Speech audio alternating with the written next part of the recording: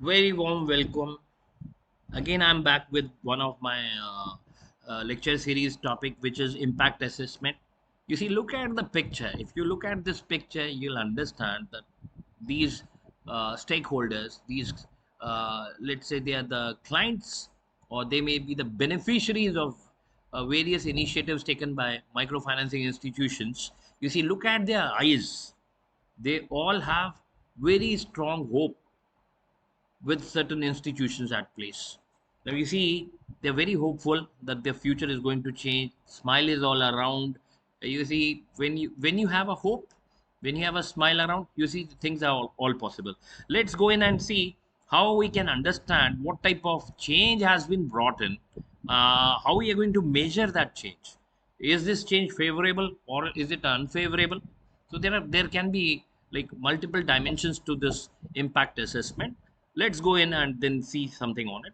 Now you see, when we it comes to the dimension of measuring the impact of microfinancing programs for rural people, there are so many points which needs to be covered one by one. The first point, which is the most essential one, is poverty elevation means, you see, we need to understand when we are bringing in some of these programs, creating awareness, creating capacity building, and then again trying to help them with certain financial support and giving them an access to market. Actually, what is happening is like we are able to increase their income, and we are able to like we are giving them some sort of sustainability, future sustainability, and it will help the entire ecosystem, whereby you see the number of people who are living below poverty line, you see that number is actually a headache, or is actually a trouble for government. So when you start making them self-reliant through these microfinancing initiatives, you see this will reduce your pressure, and then ultimately when people will start earning, their standard of living will grow. People will have all basic necessities fulfilled of their own: food, clothing, shelter. This is very essential, so everyone will get it. People who are able to sustain through microfinancing, and especially for them, we are discussing it.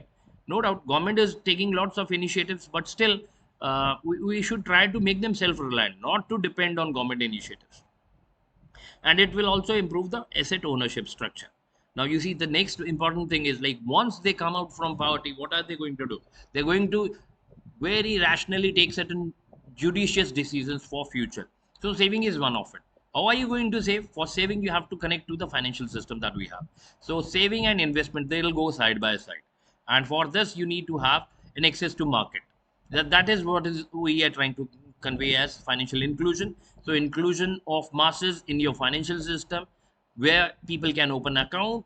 It may be a bank account, it may be a demat account, it may be a broking firm where you are opening a trading account, or anything else. You see, when you connect to a system, this is your inclusion being done, and it is for a reason that once you are financially literate, you know what is right and what is wrong. Awareness is created. You see, now it is time to use it for some practical application, and hence you see people will start saving and then doing some credit facilitation uh, for their self development. Now you see, this is all interconnected. So once phenomena is triggered, other things will bound to come. Okay, so they all are interconnected, and you see, ultimately, out of both the genders, I feel like women empowerment is more right now in discussion. Even though you see, if we look at a women in any of our family, we'll find that women holds a very important position. But when we are discussing this element of women empowerment, means we are trying to make them self-reliant. We are trying to give them some decision-making power. We are trying to give them some financial support. Okay, so in this case of microfinancing, whereas in rural areas, self-help group model has been adopted in India, which was actually facilitated by NABARD, National Bank for Agriculture and Rural Development. You see, women's are getting their their due share of credit. So they are getting their, like, you see, they are getting their share of training, they are getting their share of legal expertise, they are getting their share of like finance, and then they are actually sharing the load factor also when it comes to GDP. So they are contributing good amount in GDP. Okay, so they are facilitating the micro and small enterprise sector. So increase in women decision making, what will happen is, like, you see, families financial stability will be there when you give freedom to women, and then they start earning, and this earning is supplementing household income. Now you see here, women empowerment will lead to societal development. Next is like, you see lots of opportunities will come in. You see idle resource, when they are put on to some use, and that use is based on their competency, results are great. For the In order to see what type of impact is being made by these microfinancing institution in rural India, you'll find, you see, lots of jobs are created at home. Any self-employment, small shops, or many other opportunities which people do have. So increase in employment opportunity will increase further investments, which may be into microfinancing too. This will actually help to improve the productivity and profitability of enterprises that are being run. Okay, productivity for your entire country can go up, and profitability for these small entrepreneurs will be there. The next thing is like, this is in context of repayment rates and sustainabilities. The more you invest, the more you trust. This gives confidence to this vulnerable segment that they can come out of their extreme situations. Now you see, once you give them some sort of revenue channel, once you give them some sort of sustainable business models, you see what is going to happen is like, they are going to they can, like, you see, if they have taken a loan or something for some business need, they'll be able to clear it up very fast. They are more responsible gender. Yani, I'm especially talking in context of women. They are very rational. Loan given to women can be considered as less risky as compared to a male counterpart. Reason is like, you see, when you have someone who is more accountable, who is taking the responsibility of entire family affairs, without expecting much, you see, and they're when they're more accountable, you're dealing with a group which is more accountable, more committed, more rational in their decision making, have very hard training since their childhood. You see what will happen is like, your overall portfolio at risk, the value of loans which are very close to default, this is the interpretation of portfolio at risk, this value will come down. Okay, and then analysis of microfinancing institutions, especially their performance and ability to cover operational cost, can be settled up very easily.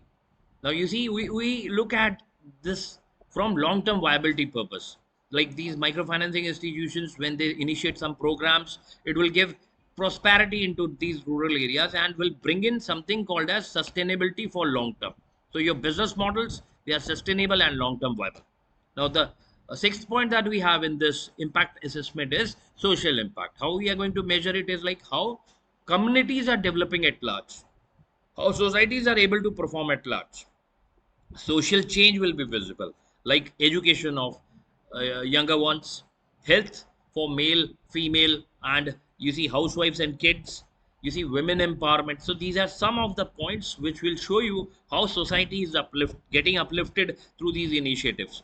And you see some of the success stories can also be brought in, and uh, positive changes in the sense ki, like, some of the people who have been into some disasters in recent past, and then they are able to recover because of some financial support given by these microfinancing institutions, they all make a difference. So they all should be counted when it comes to impact assessment. Now next is like, impact on vulnerable population. Now vulnerable population means what? Here some of the examples are given: refugees, marginalized communities, and people with disabilities. So you see, we are trying to help this particular segment which don't have any other option to use. Okay, so if we try to help them, you see, they'll get certain opportunities which were not explored earlier. They'll be able to reach out to their dreams. So this will help them to be strong, confident, and you see, once you have a confident population with you, you can do and achieve anything and everything. Next is environmental sustainability is what is looked at when it comes to impact assessment. So these microfinancing institutions, when they make investments and they engage into various activities, they ensure that environmental laws should be followed strictly, green practices should be followed strictly by their subclients. So you see, eco-friendly system is being built in. Environmental considerations are kept in mind while framing certain policies for implementation purpose. So what happens is like, they are working on the ground. They are very close to the target audience.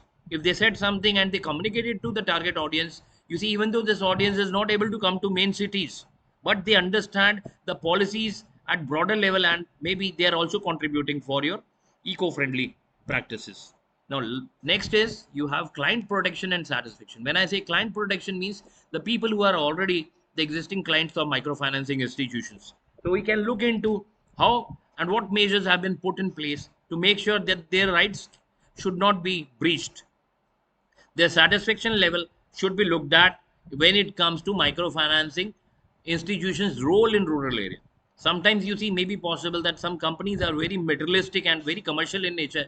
They go into villages, they are giving loans, but they may have certain practices which are very odd, very difficult to understand, and maybe discriminatory too. So their satisfaction level may go down. So you see, when we are trying to understand what type of impact has been brought in by a particular microfinancing institution, we should look at these sides too, how they are giving their clients their rights, and like you see how on or what is the frequency of feedback and surveys to assess the satisfaction level of their clients. So this will actually improve the ethical standards set in this particular sector.